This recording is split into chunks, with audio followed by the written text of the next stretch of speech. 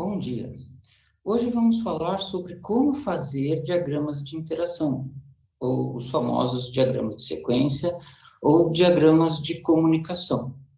Na aula de hoje a gente vai falar sobre como a gente deve fazer, o que a gente deve levar em consideração, etc. Além disso, a gente vai fazer um exemplo passo a passo de como fazer um diagrama de sequência. O diagrama de comunicação vão seguir mais ou menos os mesmos passos, só que eles vão ter uma notação um pouquinho diferente. Tudo bem? Para assistir esse vídeo, você já deve ter assistido o vídeo que fala sobre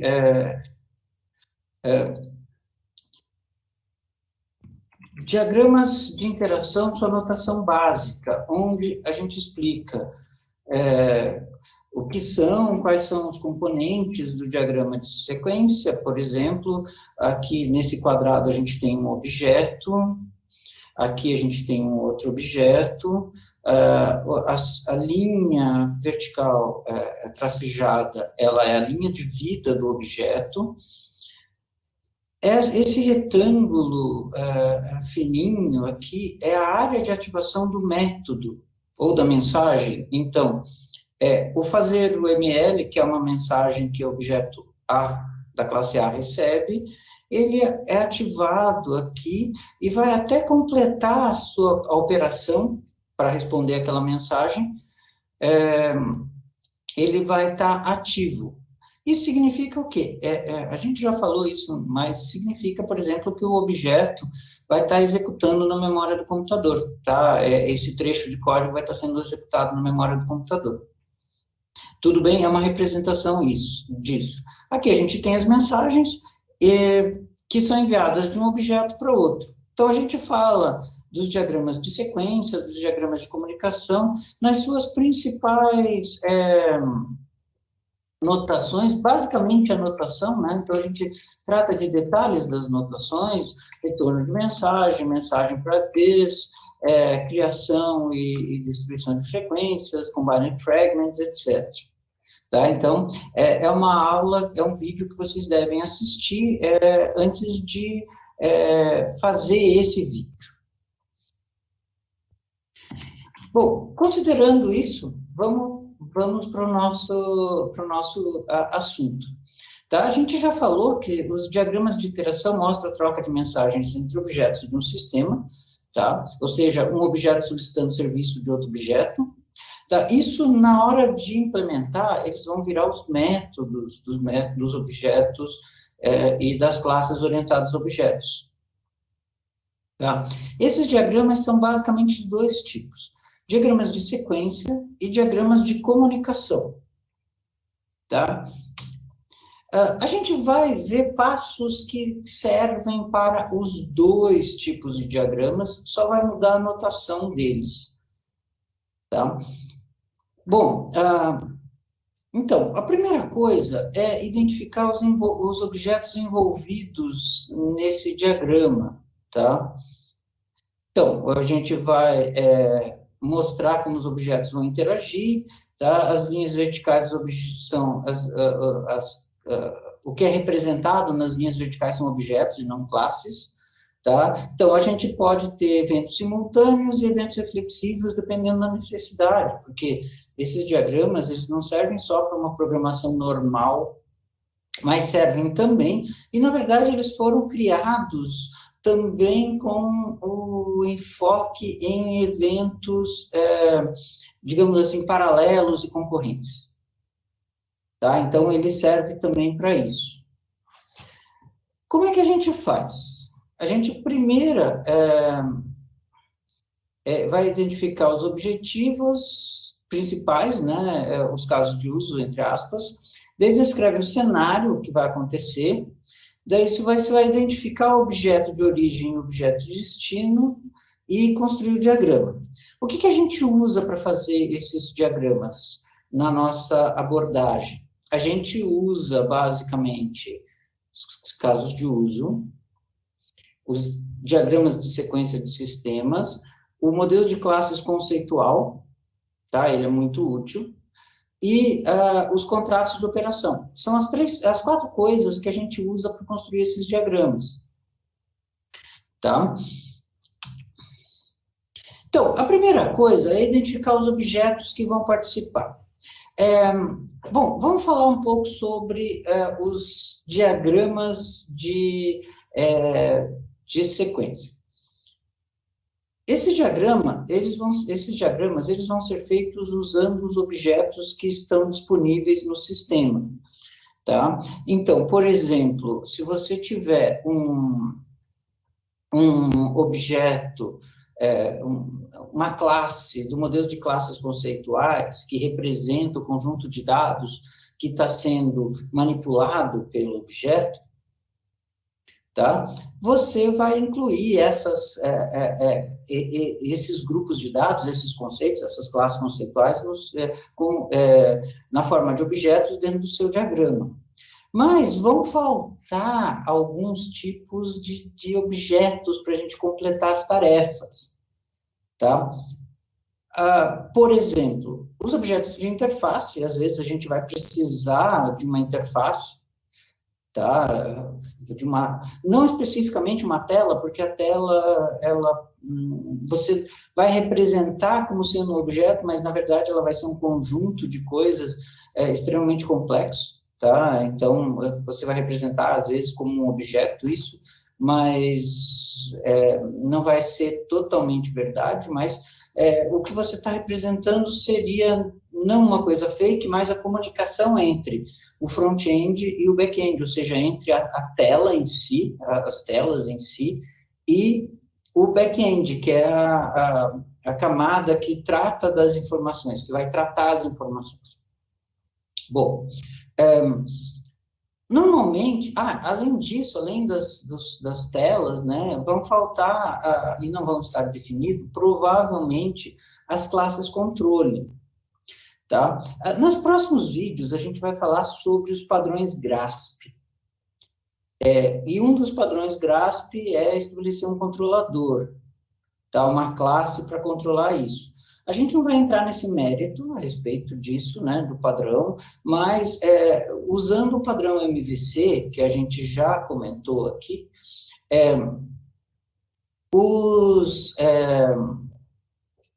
os objetos, eles podem estar divididos em três categorias, que são modelo, visão, controlador, tá?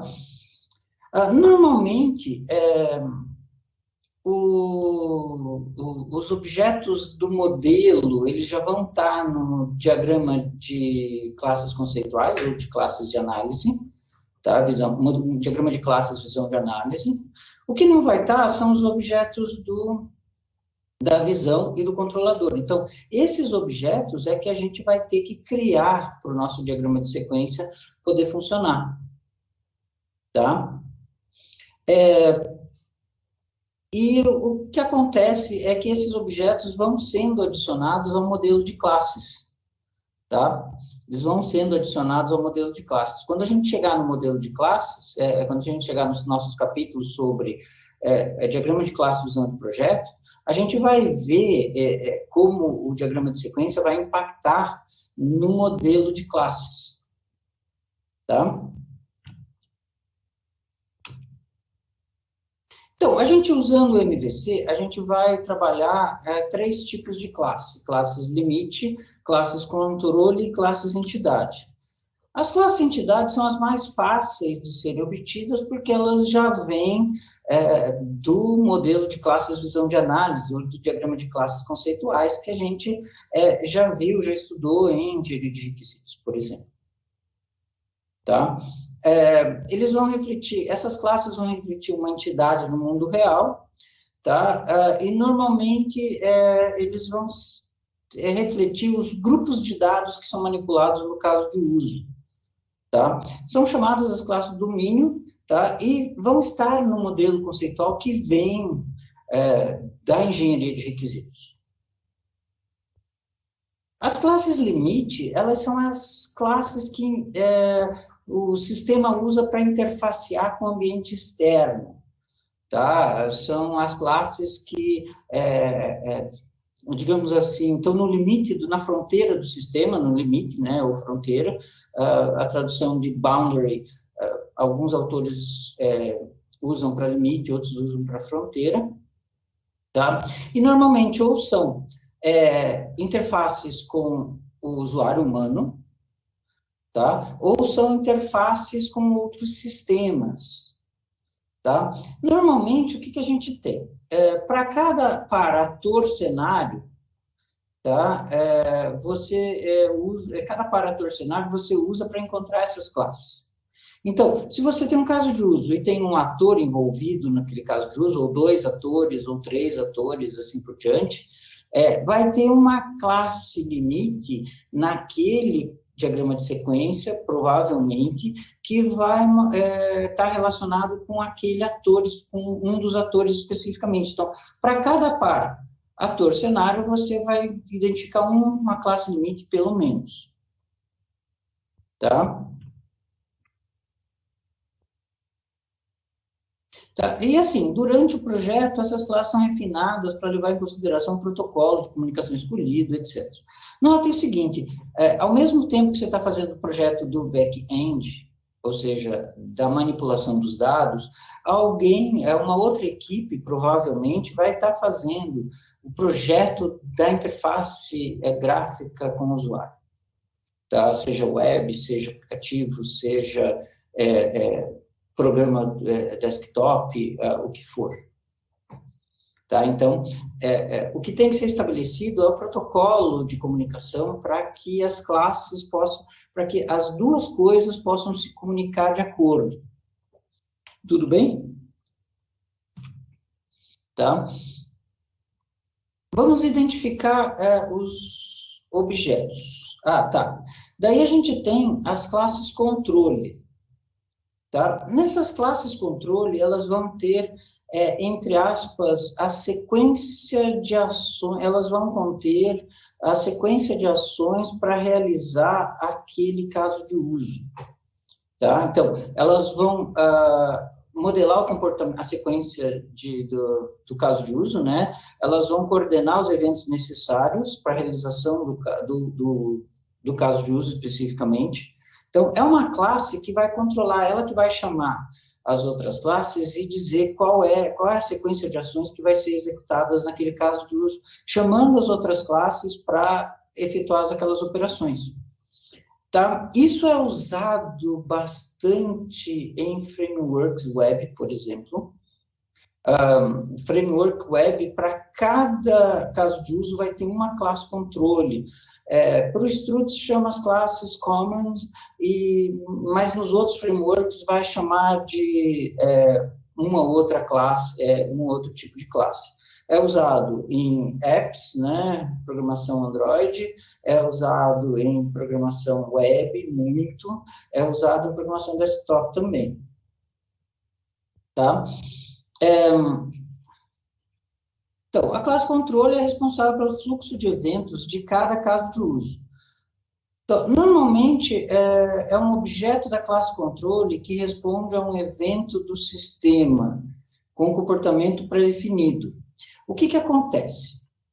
Tem um desenho, eu não sei se eu consigo mostrar isso aqui, a gente vai mostrar, que é uma tela.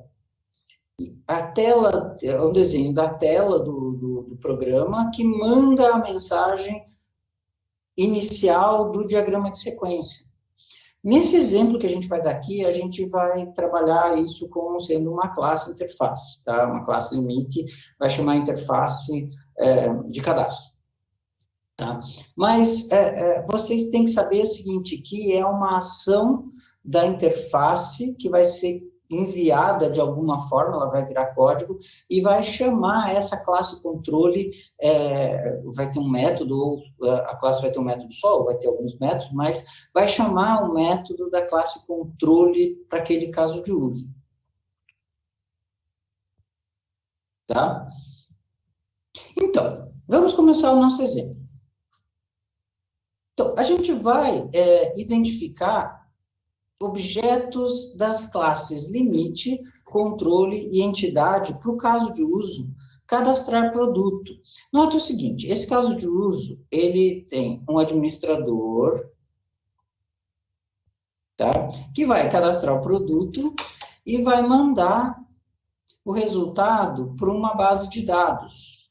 Uma base de dados relacional, uma base de dados hierárquica, ou mesmo um arquivo só, isso não importa muito. Mas o que importa é que vai ser feito na hora a persistência daquele objeto.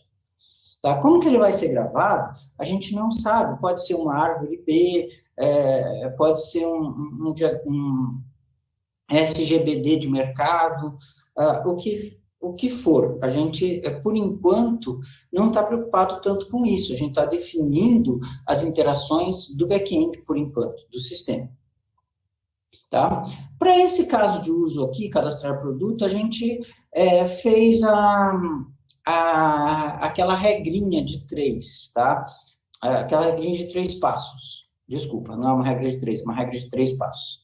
Que é o seguinte: para cada conjunto de dados manipulado no caso de uso, você cria uma classe entidade. Aqui a gente tem cadastrar produto, e o conjunto de dados manipulado nesse caso de uso é o produto. Então, são os dados do produto. Então, a gente encontra uma classe entidade chamada produto. Tá? Daí, para cada par, ator, caso de uso, a gente cria uma classe limite ou fronteira para gerenciar essa interação, que é o administrador e o caso de uso, né? Então, a gente tem a interface administrador.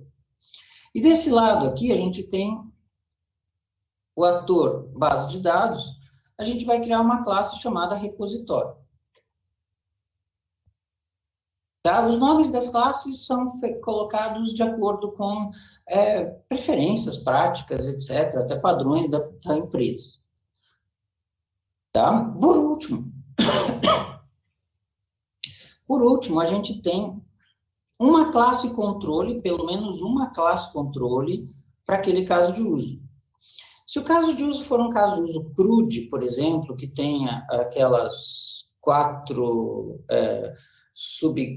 subcasos, né, entre aspas, que é o cadastrar, create, remove, update, create, retrieve, então, criar, recuperar, atualizar e deletar e remover, né? Aí você teria 4 classes, por exemplo. Você poderia ter 4 classes controle. Aqui a gente vai fazer uma só, que é só para o create ou cadastrar, tá? Então, uma classe controle para o cadastrar produto. Tudo bem? Tá? Lembrando que a gente usou os conceitos de MVC para gerar isso. Tá? Tudo bem? Então, lembrando, uma classe entidade para cada conjunto de dados manipulados no caso de uso, classe produto.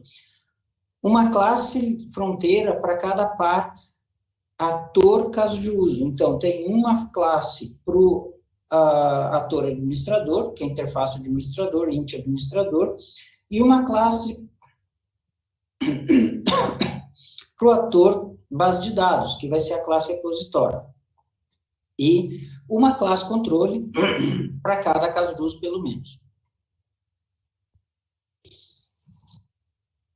O fluxo de eventos.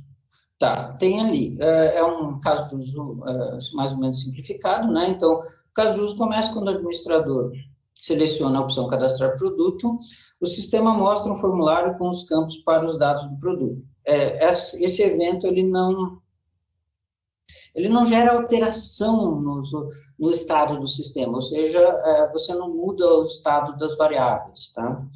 Daí, fluxo base, daí o segundo fluxo, o administrador preenche os dados do produto e seleciona a opção gravar produto. O sistema grava as informações do produto na base e mostra uma mensagem de sucesso, uma tela confirmando o sucesso da operação. Tá? O DSS, ele fica desse jeito, assim. Então, lembrando o que é o DSS, não? Ele é o diagrama de sequência de sistemas. Então, o que a gente tem aqui? O sistema sendo tratado como uma caixa preta, as mensagens do ator, a resposta do sistema. Então, a gente tem cadastrar produto, o sistema mostra a tela de cadastro. A mensagem, o evento do sistema, inserir o evento do ator, né, gerado pelo ator, inserir produto, com nome, código, descrição, valor. O sistema, ele manda para o ator SGBD uma ação, né, um evento chamado gravar novo produto, tá? Esse SGBD, ele vai ser um outro sistema que vai responder a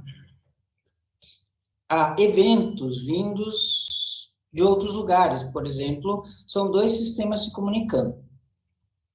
A partir do momento que foi enviado isso, o sistema manda uma mensagem de sucesso para o primeiro dos atores. Tudo bem? Bom, esses são os contratos de operação para o caso de uso. Aqui a gente tem a operação cadastrar produto, que vem aqui do DSS, cadastrar produto, que simplesmente ela mostra o formulário, a tela de cadastro. E daí tem a operação inserir produto, onde o ator passa os dados e solicita a gravação do produto na base. Tá?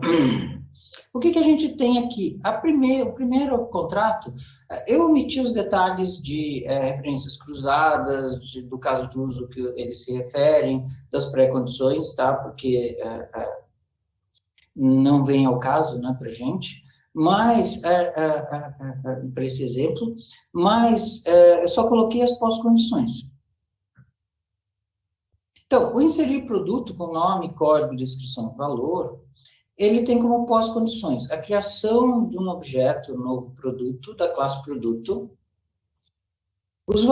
a atribuição dos valores, nome, código, descrição e valor, para os atributos do objeto novo produto, tá? Então, os parâmetros, né, nome, código, descrição e valor, que são passados, eles são atribuídos aos atributos do objeto novo produto, tá? E daí o objeto é armazenado na camada de persistência, tá? Então, ele é armazenado no banco de dados. Começando a criação. Primeira coisa, a gente já falou aqui sobre classe controle, tá? O diagrama de sequência, normalmente, ele vai começar com o tratamento do evento que vem da interface.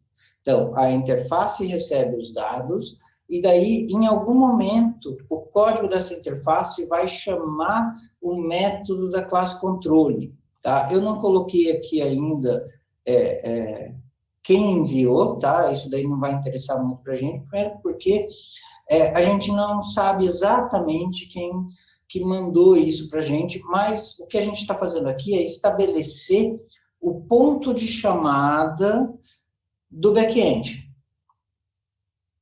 Tá? Então, o evento para tratar a operação, o método, a mensagem, para começar a executar essa operação, é um método inserir produto, nome, código, descrição, e-mail e valor, que vai para a classe controle. Tá? Então, a classe controle vai ter uma operação chamada inserir produto. Tudo bem? E é assim que a gente descreve isso no diagrama de sequência. A gente cria o objeto controle, da classe controle cadastrar produto, e cria uma mensagem que está sendo enviada para esse objeto. Aí a gente representa isso desse jeito. Tudo bem? Algumas ferramentas, digamos, permitem fazer isso. A que eu estou usando, que é o Asta, né? Ele permite fazer isso, tá? Outras não. Tá? Mas, no caso, assim, você pode criar um objeto de uma classe chamada interface aqui, que não haveria problema nenhum, tá? Bom, daí, o que acontece?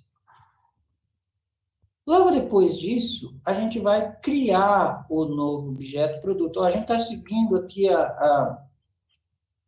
as pós-condições. O objeto novo produto da classe produto, ele é criado. A criação desse objeto é feito dessa forma. Então, eu tenho a classe controle, que vai pedir a criação desse objeto novo produto, tá? É mandada uma mensagem de criação, tá? Que, na verdade, é o construtor da classe, tá? Vai ser o construtor da classe, tá?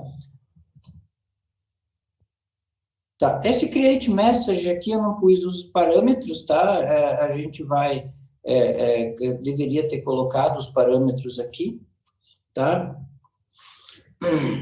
Mas esses parâmetros vão ser passados aqui pelo construtor para o objeto novo produto.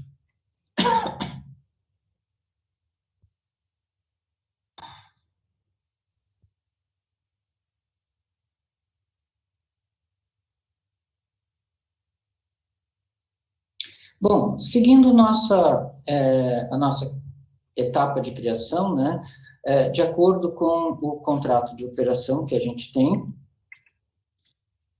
ó, um objeto da classe produto é criado e os valores nome, código, descrição e valor são atribuídos ao novo produto nome, código, descrição e valor. O que a gente faz? A gente manda a mensagem de criação para a classe produto, ela vai criar um objeto produto, né, novo valor, tá?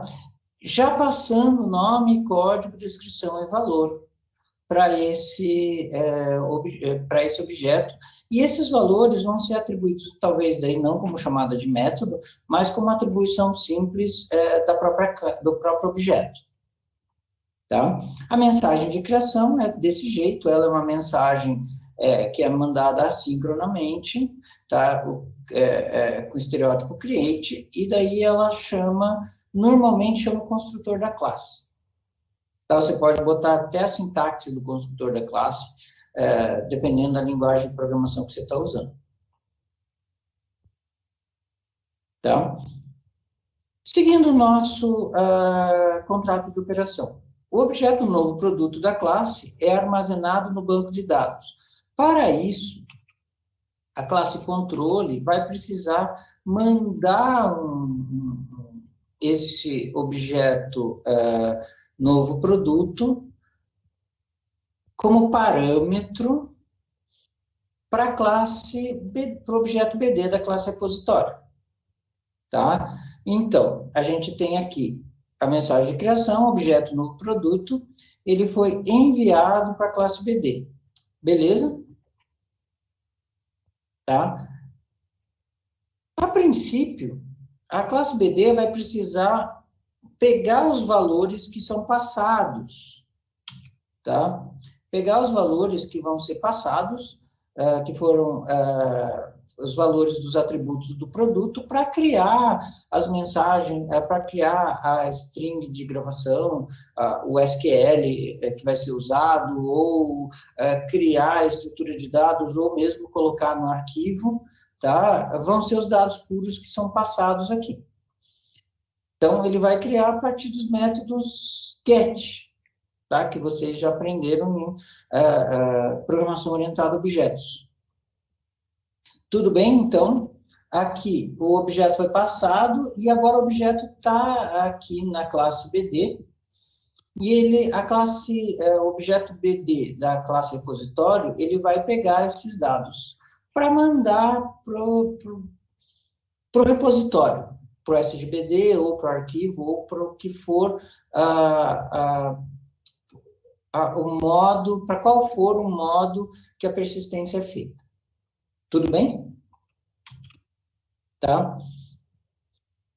Bom, Quem quiser pode terminar aqui. Aqui a gente tem o caso de uso, de acordo, a gente tem o diagrama de sequência, né, que vai modelar as ações do sistema para satisfazer aquela operação, que é inserir produto. Quem quiser colocar, pode colocar, além disso, os atores, administrador e SGBD. Então, a gente vê toda a operação, né, os dados vindo do ator, passando pela tela, que na verdade vai ser um conjunto de objetos, isso depois a gente vai ver, que vai vai chamar esse método da classe cadastrar produto. Aqui já vai ser um método real. Daí a gente vai criar o objeto, o novo produto, vai mandar esse objeto para o BD para ele poder ser armazenado. O objeto BD vai pegar os dados e gravar esses dados na persistência, no mecanismo de persistência que foi decidido na fase de requisitos. Tudo bem? Tá? Então, você pode deixar assim ou colocar assim. Esse diagrama, ele não é um diagrama que é feito sempre do mesmo jeito, depende do que está escrito no caso de uso, depende do que está escrito no contrato de operação, tá? Depende de como é feita a persistência, por exemplo, você pode fazer a persistência através de listas, então esse objeto, novo produto, seria inserido numa lista, e a lista é que seria salva num outro caso de uso, então vai ter um outro caso de uso para gravar alterações, e daí toda a lista de produtos seria salva no SGBD, ou no arquivo, ou onde for. Tudo bem? Bom, temos esses exercícios, né, para vocês se divertirem, tá? Então, o inserir ponto é basicamente cadastrar produto com uma alteraçãozinha, e o alterar ponto, ele é um pouco diferente disso, tá? São casos de uso CRUD, são pedaços de um caso de uso CRUD que vocês vão usar para fazer o diagrama de sequência. Tudo bem? Então, na aula de hoje, a gente viu como se cria um diagrama de sequência. Então, a gente viu como identifica lembrando, né, como identifica as classes controle, como identifica as classes limite que vão ser usadas, tá? Como que a gente usa as classes do modelo, tá? Para fazer esse diagrama de sequência, tá? A gente viu que a gente toma como base o contrato de operação, ou seja, isso deixa muito mais fácil. E a gente usa, além disso, o diagrama de classes de análise. Na verdade, aqui do diagrama de classes de análise, a gente só ia até a classe produto, tá? E a gente usa o DSS como base, tá? Então, o DSS, os contratos de operação, tá? E as classes do modelo de domínio, ou seja, do modelo de classes conceituais ou diagrama de classe visão de análise. Tudo bem? Então, fica esse exercício para fazer, para ser feito, né? E na próxima aula, a gente vai falar sobre padrões GRASP, ou seja, a gente vai aperfeiçoar algumas técnicas sobre como construir esses diagramas, ou seja, a gente vai ver coisas como quem é responsável por criar o objeto, novo produto, quem seria o responsável por criar esse objeto? Tá? Sobre se é um determinado objeto que vai mandar uma mensagem ou é outro objeto que vai mandar outra mensagem, visando aumentar a coesão, diminuir o acoplamento, tá? Quem vai tratar esse evento do sistema? Que tipo de classe controladora vai ser usado? Tá? Então, a gente vai tratar sobre isso na próxima aula. Bom, espero que vocês tenham gostado do vídeo, tá? E muito obrigado.